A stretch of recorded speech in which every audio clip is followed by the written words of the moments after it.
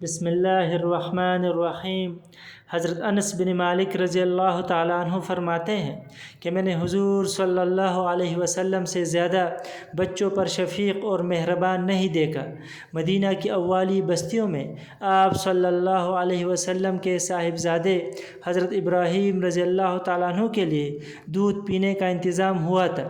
حضور صلی اللہ علیہ وسلم وہاں تشریف لے جاتے، ہم آپ کے ساتھ ہوتے۔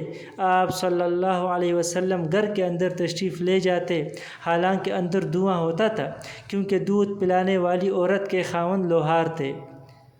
آپ صلی اللہ علیہ وسلم حضرت ابراہیم رضی اللہ تعالیٰ عنہ کو لے کر چومتے اور پھر واپس کر دیتے۔ جب حضرت ابراہیم رضی اللہ تعالیٰ عنہ کا انتقال ہوا تو حضور صلی اللہ علیہ وسلم نے فرمایا، ابراہیم رضی اللہ عنہ میرا بیٹا ہے، دودھ پینے کے زمانے میں اس کا انتقال ہوا ہے، اس کے لیے دودھ پلانے والی 2 حوریں مقرر ہوئی ہے جو جنت میں اس کے دودھ پینے کی باقی مدت پوری کرے گے۔